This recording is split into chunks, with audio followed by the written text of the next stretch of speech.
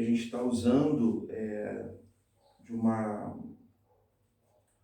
estratégia da exposição do capítulo 7 de João, o pano de fundo, a festa dos tabernáculos. Então, isso que para quem estiver acompanhando nossa exposição, até hoje eu vou dar aqui como é que se dá essa festa como um pano de fundo, um panorama, tá? Então a gente vai acompanhar aqui do versículo 1 até o 13, é antes da festa, né? Antes da festa do 1 ao 13, a festa dos tabernáculos, a festa das tendas, que eles estão trazendo um memorial de como Deus os salvou, Deus os cuidou e cuidou de cada um nessa saída, né, no êxodo do Egito. Então é lembrado pelos judeus até hoje, se eu não me engano, são as 3 festas da Páscoa, né, o Pentecostes e a festa dos tabernáculos, no qual a gente sabe que elas duram 7 dias, então antes da festa é do versículo 1 ao 13 do capítulo 7 de João. Durante a festa, do 14 ao 36, tá? Para se situarem, né? O que acontece na festa, né? Antes da festa tem aquele diálogo, aquela constatação da intenção dos irmãos de Jesus que não eram convertidos a Jesus, que eles não eram discípulos de Jesus de fato, né? Querendo dar conselhos para a glória de si mesmos, se aproveitar de Jesus e querer ensinar Jesus o padrão do mundo. E diz ali que os irmãos de Jesus não criam, no versículo 5, não criam em Jesus, os próprios irmãos de Jesus. Do 34 ao 36, Jesus diz que não vai na festa, mas do 34 ao 36 a Bíblia diz que Jesus foi em oculto, não se revelou. Mas também tem um adendo que ele ensina no templo publicamente. Isso eu falei na última exposição, que é interessante. Ele foi em oculto para não ser preso, para não ser glorificado, não ser feito rei, para não ter fama, para não seguir o conselho dos irmãos, mas ele vai no templo para ensinar, né, os mestres fariseus, os judaizantes. E do versículo 37 ao 53, que é o que nós vamos abordar hoje, nós temos o último dia, ou o grande dia, algumas versões a dizer o solene dia. E isso traduz o mais importante dia, porque é o dia em que Jesus vai se revelar ali ao povo daquela festa. Nós vamos ler agora, mas eu queria dar esse panorama e esse mapeamento do capítulo para vocês, do 1 ao 53, né? Então tá aí, para quem quiser anotar. Do 1 ao 13, antes. Do 14 ao 36, durante. E o último dia, o grande dia, do 37 ao 53, o último dia da festa dos tabernáculos, onde Jesus tem essa evidência, esses contrastes, né? Esses paradigmas com a família, com os guardas, com o povo, com os discípulos, e com a própria vontade, a manifestação, a revelação dele mesmo. Tá? Vamos ler então. Queria convidar vocês para lerem comigo a partir do versículo 37, diz assim: E no último dia, o grande dia da festa, Jesus põe-se em pé e clamou, dizendo: Se alguém tem sede, que venha a mim e beba. Quem crê em mim, como diz as Escrituras, essa é a forma correta de crer em Jesus, rios de água viva correrão do seu interior, do seu ventre, né? E isto disse ele em relação ao Espírito Santo, ao Espírito, né? Em letra maiúscula, a gente sabe que é o Espírito Santo. Então ele vai dizer ali que haviam de receber os que nele crescem, porque o Espírito Santo ainda não fora dado, por ainda Jesus não ter sido glorificado. 40. Então muitos da multidão, ouvindo essa palavra, diziam: verdadeiramente este é profeta, ou é o profeta. 41. Outros diziam: este é o Cristo, mas diziam outros: vem, pois, Cristo da Galileia? Né? aqui é importante lembrar que eles cometeram alguns equívocos, não a Bíblia, né, mas esse grupo de religiosos aqui, de judeus, eles tinham um entendimento errado dos profetas ali, porque eles achavam que nenhum profeta poderia vir, falando de profeta, né, da Galileia, só que a gente sabe que Jonas veio da Galileia, então é um erro deles aqui, um erro teológico, de conhecimento desse grupo aqui. No versículo, então, 42, retomamos, não diz a Escritura que o Cristo vem da descendência de Davi e de Belém e da aldeia de onde era Davi? Assim, entre o povo havia dissensão por causa dele. Então eles estavam ali atrapalhados porque eles não conseguiram reconhecer quem era aquele que estava diante deles, né? Por falta de conhecimento perece o povo. 44. E alguns deles queriam prendê-lo, mas ninguém lançou mão dele.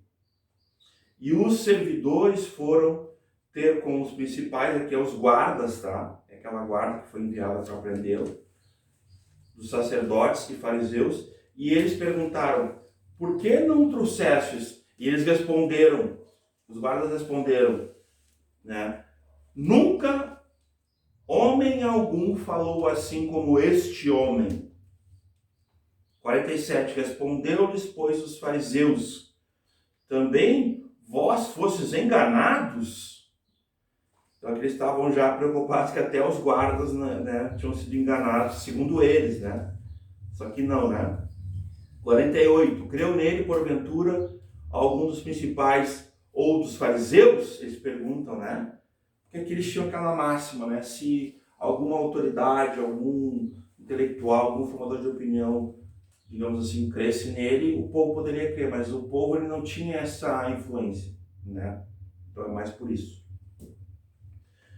Então, no 49 diz assim, mas essa multidão que não sabe a lei é maldita. Então agora vem uma contradição aqui, ó, deles. Nicodemos, preste atenção nisso, vírgula, era um deles, o que de noite fora ter com Jesus, lembram? Disse-lhes, no capítulo 3 de João, a gente já fez essa exposição, relembrando, Nicodemos era mestre, Jesus falou, tu és mestre, né, aqui, e não sabe dessas coisas. Jesus reconheceu que ele era um mestre e tal, e ele reconheceu que Jesus era o bom mestre, né, o rabi. O 51 diz assim, porventura condena a nossa lei um homem sem primeiro o ouvir e ter conhecimento do que ele faz? Olha, Nicodemos contradizendo o que ele falou. Lembra que no versículo 48 ali, né, creu nele, porventura, algum dos principais. Nicodemos era o principal entre eles. Ele não era um dos principais, viu? Ele era o mais importante, viu? Senão não teria um registro de que ele era o príncipe daquela cidade. Diziam, né? A equivalência dele, né? Então aqui contradiz mais um erro deles em achar que não tinha ninguém influente, pois Nicodemos já estava crendo em Jesus. Por isso que, senão, aquele um parênteses aqui na leitura, quem cala é consciente. O que é quem cala é consciente? Tu ouve algo que é uma inverdade, algo que não é verdadeiro e tu te cala. Pode ser uma omissão, pode ser, mas de certa forma o teu silêncio, né, a tua imparcialidade, ela te faz cúmplice. Infelizmente. Nós estamos vivendo dias em que as trevas não estão sendo denunciadas, os pecados não estão sendo denunciados, as pessoas não estão sendo constrangidas pelo amor, pela correção, pela disciplina do Senhor, pela palavra do Senhor. Eles não estão crendo conforme as Escrituras, porque Jesus foi odiado por revelar as obras más. Aqui no capítulo 7 nós lemos no encontro anterior. Então, nesse ponto, muitos não são como Jesus. Não querem revelar, mediante a luz das Escrituras, as obras das trevas, que são más, né? Então, nesse ponto aqui, Nicodemos não se cala diante de tamanha injustiça. Porque nem o imperador romano ali quis botar a mão ali, lava as mãos. Ele não concorda com o que vão fazer com Jesus 6 meses depois, tá? Não é aqui. é 6 meses depois. Tá? Então diz assim no versículo 52, responderam eles e disseram-lhe, és tu também da Galileia? Examina e verás que da Galileia nenhum profeta tal surgiu. E cada um foi para a sua casa. Versículo 53. Vamos orar mais uma vez. Senhor Deus, nós diante da tua palavra, da exposição das tuas escrituras, pedimos que tu fale a nós, que tenha misericórdia de nós mais uma vez essa manhã, essa misericórdia que não tem fim, e que ela nos deu o direito de respirar nesse momento. Nós respiramos misericórdia e uma graça salvadora que nos capacita nesse momento. Senhor, perdoe os nossos pecados, nossas faltas, a nossa casa, e mais uma vez ilumina o Espírito Santo, tu és Deus, ilumina os olhos do nosso coração, como tua criação, como teus filhos, como tua habitação, Espírito Santo, como discípulos de Jesus. Ilumina os olhos do nosso coração com a tua palavra, que é eterna. Segundo as Escrituras, nós queremos crer em Cristo e viver em Cristo, conforme foi lido aqui em João 20:31. As Escrituras existem para que possamos crer que Jesus é o Senhor, que Ele é o Cristo, que Ele é Deus. E para isso tenhamos vida em seu nome. E é isso que te pedimos e já te agradecemos. Amém. Eu quero começar então compartilhando com vocês alguns aspectos dessa exposição do versículo 37 ao 53 desse capítulo 7 de João, onde estamos sequência à nossa exposição das Escrituras aqui na comunidade Família Eclésia, porque é um cumprimento de profecias, é um cumprimento daquilo que Jesus vai se manifestar, né? Os rios de água viva, o que o profeta Isaías tinha falado. Nós vamos ler agora um texto bem rapidinho, Isaías 12:3. Eu quero convidar vocês a abrirem comigo rapidamente, Isaías 12, capítulo 12, versículo 3. Isso aqui acontecia em plena festa, eles tinham que fazer isso aqui 7 vezes. Então, aqui diz assim: e vós, com alegria, tirareis águas das fontes da salvação. Né? Esse texto é lindo, né? Eu vou ler do versículo 1, a Duda tinha lido no início do culto aqui. Eu vou repetir: e dirás naquele dia, graças te dou ao Senhor, porque ainda que te iraste contra mim, a tua ira se retirou, e tu me consolaste, ou me salvaste, tá? E eis que Deus é a minha salvação, e eu confiarei e não temerei, porque o Senhor Jeová é a minha força e o meu cântico, e se tornou a minha salvação. E vós, com alegria, tirareis águas das fontes da salvação. E direis naquele dia: dai graças ao Senhor, invocai o seu nome, e tornai manifestos os seus feitos entre os povos, e contais quão excelso é o seu nome. Cantai ao Senhor, porque fez coisas grandiosas. Saiba-se isto em toda a terra. Exulta e canta com gozo, com alegria, ó habitante de Sião, porque grande é o Santo de Israel no meio de ti. Esse texto aqui, ele vai mostrar um cumprimento, porque Jesus, conforme o apóstolo Paulo, ele veio na plenitude dos tempos, amém? Jesus veio exatamente no tempo aonde ele deveria vir. A eternidade veio a nós, ao nosso encontro. A eternidade não cabe dentro do tempo. E nós não entendemos de eternidade como nós entendemos de tempo. Eu vou dar um exemplo aqui para que não fique tão um parênteses, tá? Se nós tirarmos um ano do tempo, de 300 mil anos, tá? Ou 300 milhões, vou aumentar aqui, 300 milhões de anos dentro do tempo, tu tira um ano, continua sendo 300 milhões de anos? Não. Agora, se tu tirar 300 milhões de anos de dentro da eternidade. A eternidade deixa de ser eternidade? Não. Então a gente não entende de eternidade como a gente entende do tempo. Deus é o criador do tempo. Por isso que existe um tempo, né? Existe um tempo certo para cada coisa. Cada segundo é determinado por Deus, na sua palavra. Antes que existisse, já foi registrado no seu livro, todos os dias da nossa vida. Salmo 139, para quem quiser ler em casa, né? O Salmo 139 vai esclarecer essa questão dos nossos dias. O retrato. Eu quero fazer uma menção, enquanto eles iam com o jarro de ouro até o tanque de Siloé, e era essa o rito que eles faziam na festa dos tabernáculos, Jesus estava ali já olhando isso. Mas Jesus ainda estava incógnito, Jesus ainda estava em oculto, Jesus ainda estava, tipo assim, ele foi em oculto àquela festa, ele ensina em público, depois ele é visto por algumas pessoas, ele não tinha se revelado, ele não tinha se manifestado ao povo, aquele grupo de pessoas que estavam comemorando os feitos dos pais, né? Contando, porque ali eles estavam contando a história. É uma tradição do povo judeu, é uma tradição oral também, uma tradição de prática, que traz o memorial do que eles viveram, né? Antes, durante e depois daquele período ali no deserto. E aqui a gente está fazendo a mesma coisa, antes, durante e depois, e no fim dessa festa, né? Hoje é o último dia, o grande dia.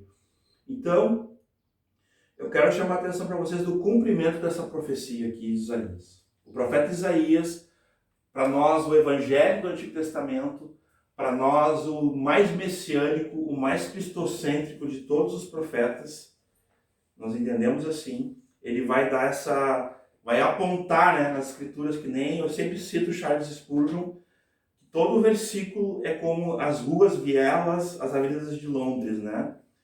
Perdão, na Inglaterra, né? Todas as ruas, vielas e avenidas vão dar em Londres. Então aqui todos os versículos vão dar em Jesus. Então o profeta Isaías aqui está falando de Jesus. Jesus, ele é exatamente o cumprimento dessa promessa. Nós vamos ver aqui no texto. Observem comigo. E no último dia, versículo 37, o grande dia da festa, Jesus, né, põe-se em pé.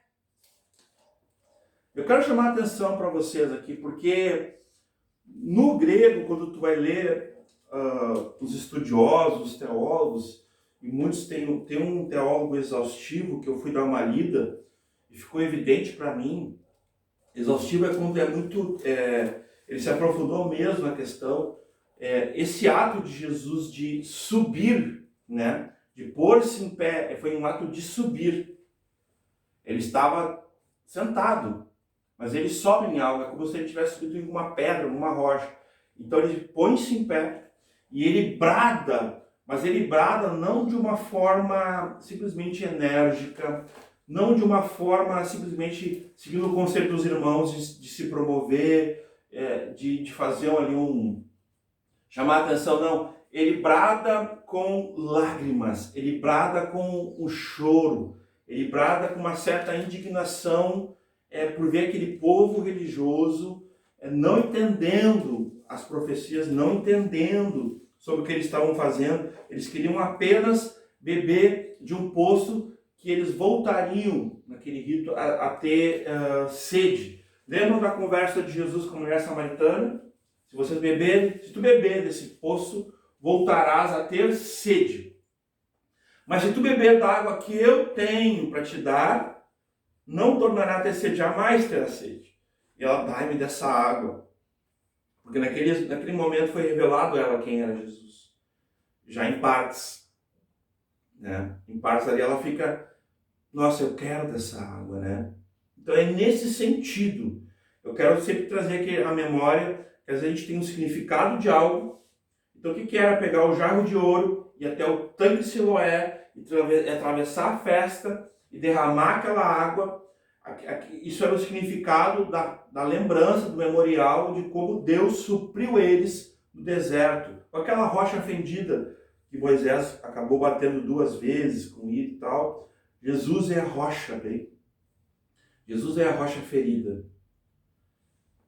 E eles não sabiam disso.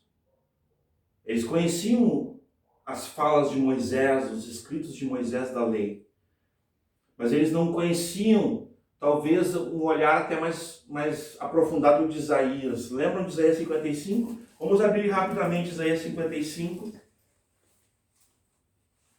Mais uma vez o profeta Isaías nos dando uma ajuda aqui essa manhã.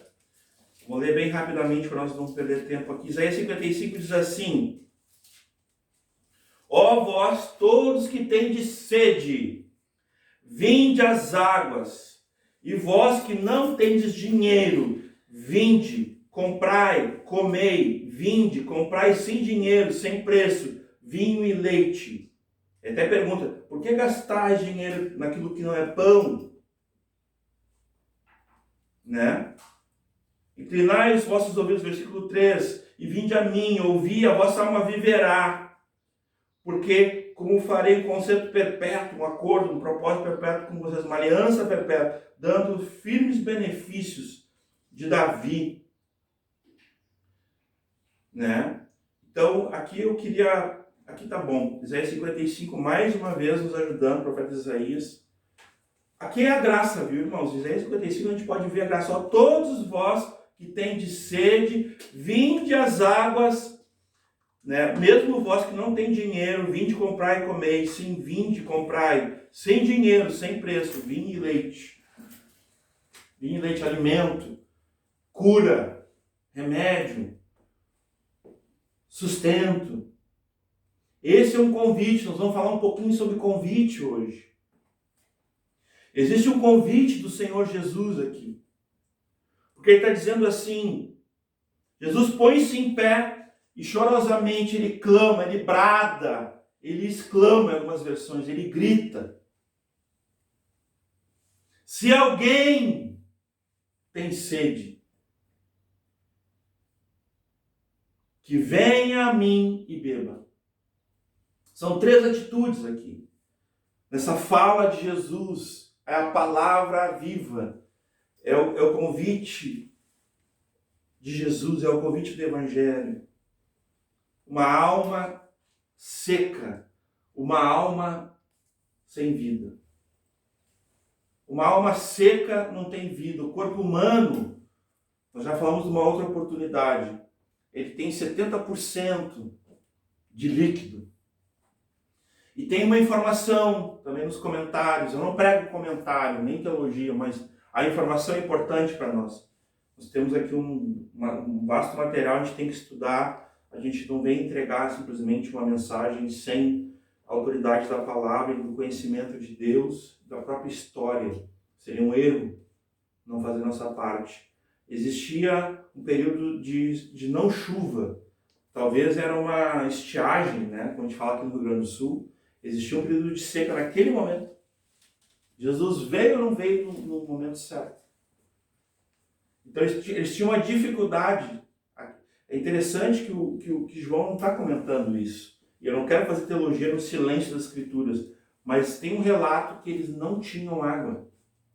Assim, não de balde, não sobrando. Não estava chovendo. Eles estavam sofrendo um pouquinho. É sofrível tu não ter água. Então Jesus está aqui, tipo assim, já numa agonia, já assim numa expectativa que se abrissem os olhos deles. E ele fala, ele traz uma condição aqui. Se alguém tem sede. Às vezes a gente está pregando o evangelho para alguém e a gente tem que ter uma pregação muito clara. A nossa experiência na pregação do evangelho ao longo dessas 3 últimas décadas, pelo menos, é que a gente tem que pregar o evangelho de uma forma tão clara que se as pessoas que estão ouvindo o evangelho aceitarem, elas saibam porque estão aceitando o evangelho. Porque o evangelho é o próprio Cristo, é a sua mensagem. É o Salvador e a salvação. E nós devemos pregar de uma forma tão clara que se elas não aceitarem essa pregação, e não reconhecerem que elas precisam, que elas têm sede, que a sua alma está seca, que elas precisam de salvação, que elas precisam de do rio de água viva, da fonte da água viva na vida delas, se elas negarem Jesus, elas saibam porque elas estão negando esse convite. Amém?